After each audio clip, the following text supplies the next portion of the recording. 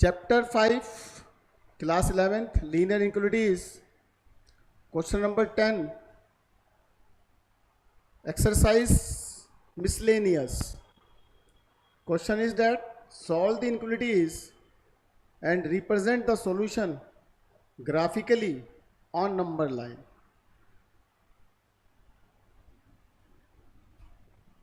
Here, two inequalities are given. Inequalities number 1 and inequalities number 2. आपको क्या करना है, इन दोनों इनइक्वालिटीज को सॉल्व करना है। और इनइक्वालिटीज सॉल्व का मतलब जानते हो क्या है? इनइक्वालिटीज सॉल्व का मतलब यह है कि x की वो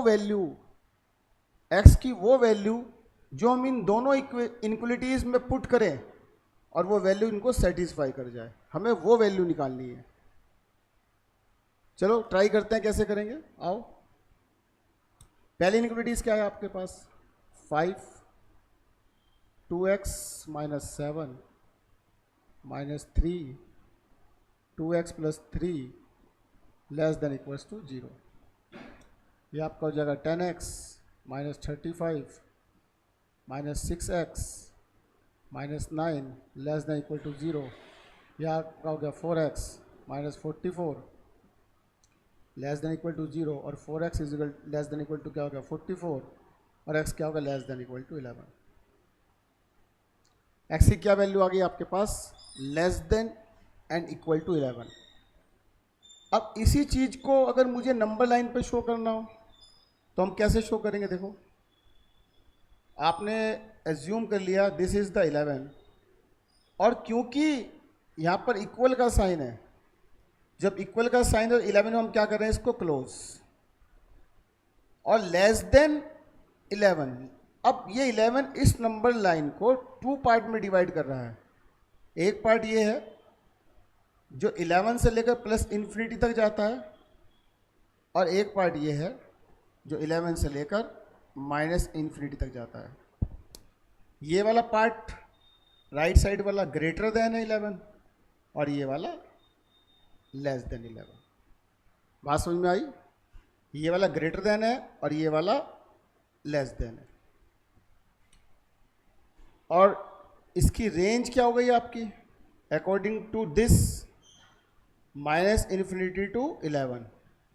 इन्फिनिटी पे तो हमेशा ओपन ब्रैकेट आता है और 11 पे क्या आ जाएगा आपका? क्लोज ब्रैकेट, क्योंकि यहाँ इक्वल का साइन है। पहली इनइक्वालिटी सॉल्व कर ली, अब दूसरी सॉल्व करते हैं। यदि फर्स्ट सेकंड सॉल्व कर लेते हैं। सेकंड क्या है आपकी?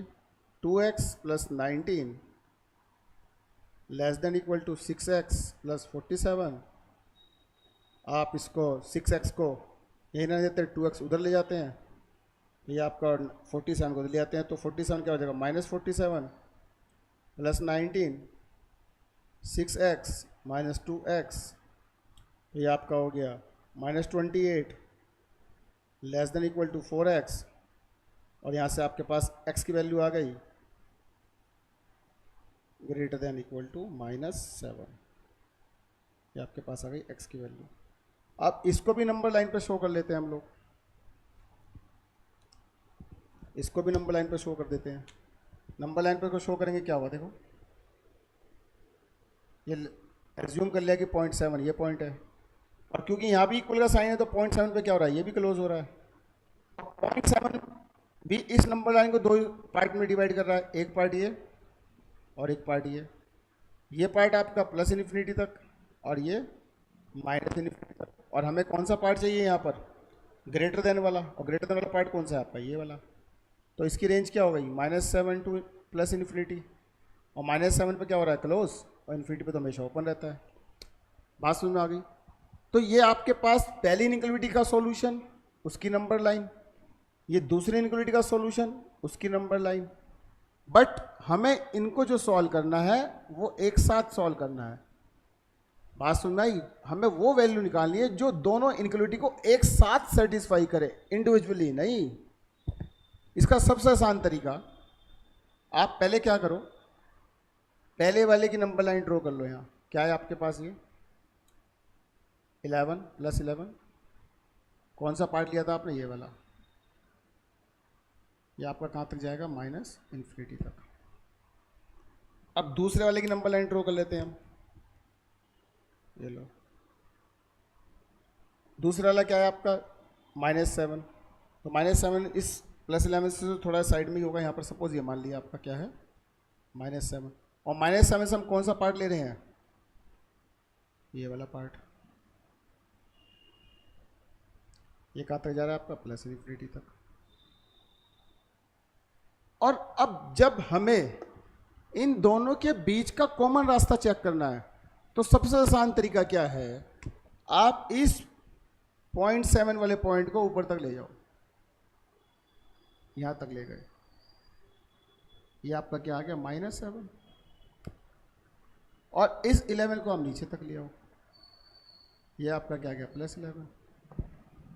अब आप देखो, ये आपका था इस नंबर लाइन का पार्ट है ना, और ये आपका था -7 वाला, कौन सा था आपका, वो ये वाला नंबर लाइन का पार्ट था ये।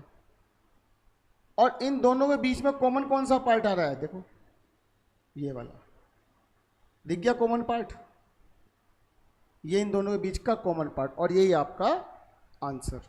तो हमें क्या चेक करना था, इन दोनों के बीच का कॉमन पार्ट क्या होगा। कभी भी जब इनक्वालिटी सॉल्व करते हैं उसे नंबर लाइन पर ड्रॉ कीजिए, और नंबर लाइन पर दोनों के बीच का जो कॉमन पार्ट है वही आपका क्या होता है, आंसर। अब क्या है यहाँ पर देखो, -7 और यहाँ क्या है, +11। -7 में ब्रैकेट क्या था, क्लोज, और 11 भी क्या है, क्लोज। ये आ गया आपका आंसर, आ गया आंसर। अब मेरा आंसर सही है या गलत है वो कैसे चेक करेंगे, कोई भी एक वैल्यू इन दोनों के बीच की डाकर यहाँ करके देख लो आप। सपोज 7 और 1 के बीच में आपने ले ली वैल्यू 1, ले लो आप। जैसे 1 लेंगे यहाँ 1 रखेंगे, क्या हो जाएगा देखो, 5, 2 × 1 -7 -3, 2 × 1 +3 <= 0। ये आपका हो जाएगा -5 -25 माइनस कितना हो जाएगा, 2 3 5 -15 <= 0, -40 <= 0। ट्रू, -40 क्या होता है, <0 ही होता है। वही x की वैल्यू आप यहाँ 1 पुट करो, आप 2 × 1 +19, 6 × 1 +47, ये आपका हो जाएगा 21 <= 53। ये भी ट्रू हो गया। इट मीन्स हमारा जो आंसर है वो करेक्ट है, और इसको हमने साथ साथ यहाँ वेरीफाई भी कर दिया। तो ये आपका एक अच्छा क्वेश्चन है जो एग्ज़ाम में आने की संभावना रहती है, तो इसको आप नोट करें, और कोई डाउट हो तो मुझे मैसेज कर सकते हैं। Thank you.